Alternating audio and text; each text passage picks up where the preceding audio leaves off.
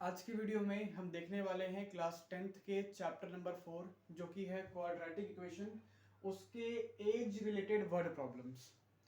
जैसे कि क्वेश्चन देख रहे हैं कि इसमें लिखा हुआ है कि if Jeeva were younger by 5 years then what she really is, then the square of her age would have been 11 more than 5 times her actual age. What is her age now? तो एक पर्सन के बारे में बात हो रही है, जीवा की। क्योंकि हमको जीवा का प्रेजेंट एज इस टाइम पर मालूम नहीं है, इसलिए प्रेजेंट एज को मान लेते हैं एक्स। जीवा का जो प्रेजेंट एज है इसको हमने मान लिया एक्स। अब एज है तो कुछ ना कुछ ईयर्स में होगा, एक्स ईयर्स, 10 ईयर्स, 12 ईयर्स, इस तरीके से। ओके, अभी एक्स ईयर्स की हो गई है इस टाइम पर। तो क्वेश्चन में सिचुएशन क्या दिया गया है कि अगर इसका प्रेजेंट एज अभी जो x है वो ना होकर के उससे 5 साल कम होता, तो लेट सपोज कोई अगर 15 साल का है तो 15 साल ना होकर के 5 साल कम होता, तो उसको हम बोलते कि 10 साल का होता। एज में 5 इयर्स कम कर देते। तो यहां पर अगर प्रेजेंट एज x का है तो x में से 5 कम करेंगे, मतलब x माइनस 5। तो इसका अकॉर्डिंग टू क्वेश्चन जो एज बोला गया है वो x ईयर्स ना हो करके उससे 5 कम होता, तो x माइनस 5 इतना इसका एज होता इस टाइम पर। अगर इतना इसका एज होता तो बोला गया है कि the square of her age would have been 11 more than 5 times her actual as.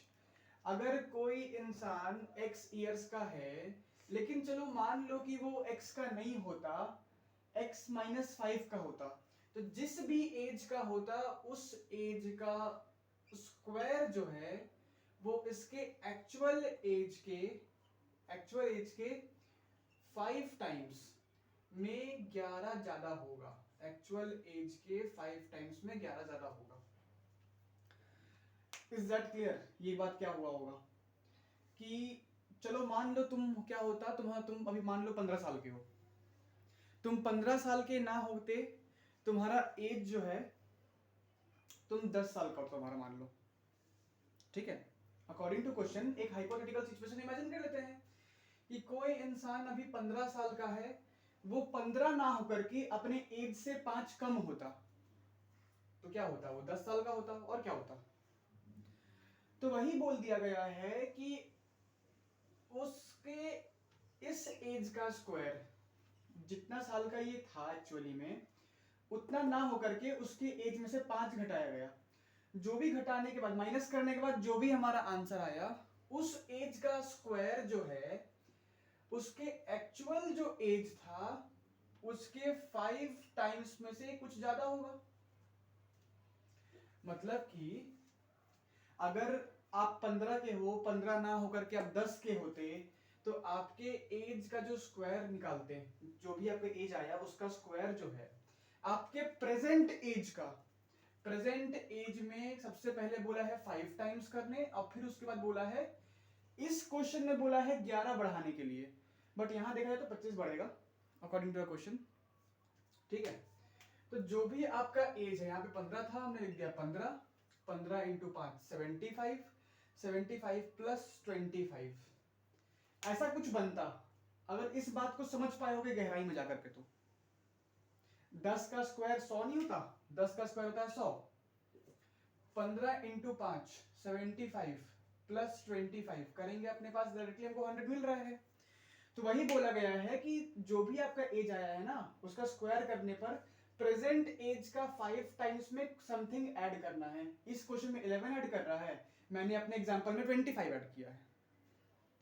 Okay, तो हमारे पास इक्वेशन बन के तैयार हो गई है। अब सिंपल सी बात है, क्वाड्रेटिक इक्वेशन बनेगा, इसको a माइनस बी के होल स्क्वायर से ओपन कर देंगे, which is a square plus B square minus 2 into A into B. तो सबको मल्टीप्लाई करने के बाद ये क्या बन जाएगा? माइनस का 10x, 5 इंटू एक्स होता है 5x, और उसमें ऐड करना है 11। अब जब इसको सॉल्व करेंगे तो ये क्या बन जाएगा? एक्स स्क्वायर, अब यहाँ 25 है, ये 11 जाके 25 से माइनस करेगा, बन जाएगा 14, और यहाँ पर आकर के ये -10x था ऑलरेडी, अब 5x आके माइनस करेगा तो ये बन जाएगा -15x इज इक्वल्स टू 0। सब कुछ उठा के इधर शिफ्ट कर दिया।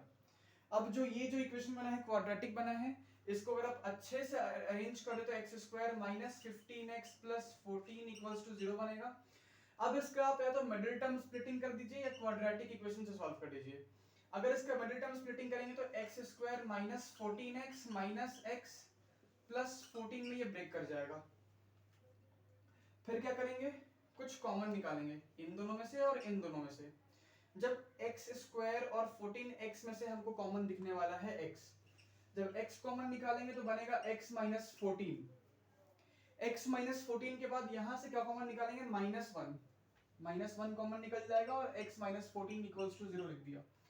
तो x माइनस 14 एक तो ये फैक्टर हो गया, एक x माइनस 1 मेरा फैक्टर हो गया, तो x इक्वल्स टू 1 आया और x इक्वल्स टू 14 आया। तो x की दो वैल्यू आ गई। अब इसका एज, प्रेजेंट एज 1 साल ले नहीं सकते हैं। अगर प्रेजेंट एज अगर 1 ईयर्स लेंगे तो 1 में से 5 माइनस करना है तो -4 आ जाएगा। अब कोई इंसान -4 ईयर्स का नहीं होता, एज कभी नेगेटिव नहीं होता। तो दैट्स वाई हमारा करेक्ट आंसर जो होगा, एज जो है प्रेजेंट एज 14 ईयर्स है। तो इसको हमेशा कोई ना कोई एक सिचुएशन लेकर के आप इमेजिन करेंगे तो चीजों को सॉल्व करना आपके लिए बहुत आसान होगा। तो ऐसे ही सारी वीडियोस में खतरनाक खतरनाक क्वेश्चंस लेके आया करेंगे, जिससे कि वर्ड प्रॉब्लम्स को सॉल्व कैसे करना है उसका आइडिया आपको मिल जाए। Thank you.